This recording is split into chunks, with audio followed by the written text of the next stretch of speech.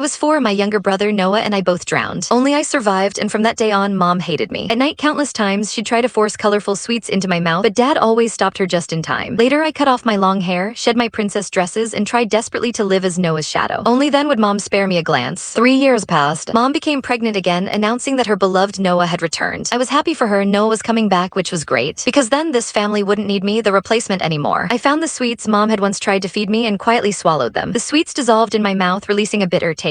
I couldn't help but hunch over, dry heaving, bile and saliva rising to my lips. These were the pills Mom had hidden in the deepest part of her closet 3 years ago. Back then, she would often sit by my bed late at night, her eyes vacant, whispering, "Why aren't you dead yet?" Now I was finally fulfilling Mom's obsession. I wore a boys' school uniform, its collar frayed. It was Noah's old uniform, long outgrown, but Mom said I had to keep wearing it to be more like him. Mom's laughter, a tenderness I'd never heard directed at me, echoed from the living room. She was stroking her stomach, talking to Dad, Robert. "The doctor said it's definitely a boy this time. Look how stable the pregnancy is." Her voice was sickeningly sweet. "Soon, I won't have to look at that blight on our family's face ever again." I wanted one last look at Mom's smiling face. Just as I reached the doorway, Dad saw me first, his brow furrowing. "Scarlett, why aren't you doing your homework?" His gaze swept over my uniform, then quickly flicked away, as if he'd seen something offensive. Mom turned, her smile freezing instantly. "Who told you to come out? Your hair's grown out again. Didn't I tell you to cut it short, just like Noah's buzz cut?" She hurried over, her finger jabbing hard at my head. "Always causing trouble. When Noah is born, if you dare to bother him, I'll break your legs." I flinched back, the red mark on my forehead stinging. The sweets in my stomach seemed to be dissolving, a throbbing pain rising in my abdomen, forcing me to bend over. Dad started to come to my aid, but Mom blocked him. "Don't touch her, she's probably just faking it for sympathy." I bit my lip, saying nothing, slowly retreating to my room. With every step, my stomach felt like it was being twisted by knives. My limbs began to go numb, and even my hands clutching the doorframe trembled uncontrollably. I lay on the bed, my body starting to twitch. The door pushed open, it was Dad holding a glass of warm water. He placed the glass on my nightstand, hesitating for a long moment before saying, "Scarlett, your mom is pregnant. Her emotions are a bit volatile, so don't take it to heart." I shook my head, but only a weak whimper escaped. Dad's figure began to blur in my vision. Dad sighed, then simply pulled the blanket over me. "Get some good sleep, you'll be fine tomorrow." He closed the door as he left, and silence enveloped the room. I reached under my pillow for the small toy car, Noah's favorite. Most of its paint had chipped off, but I polished it clean every day. Mom said it was Noah's, and I had to keep it safe. Last time, when a classmate tried to take it, I fought desperately, taking a beating to get it back. Gradually, my vision blurred completely. I hugged the toy car tightly and closed my eyes. "Mom, Noah is coming back. You won't have to suffer looking at me, your replacement, anymore. This way, it's truly good." Slowly, I felt the pain fade away. Like a dandelion seed carried by the wind, I floated gently into the air, clearly seeing the small body on the bed. The crumpled school uniform clung to her face as white as paper, her lips an unnatural purplish blue. A smudge of undigested bile still clung to the corner of her mouth, and in her hand she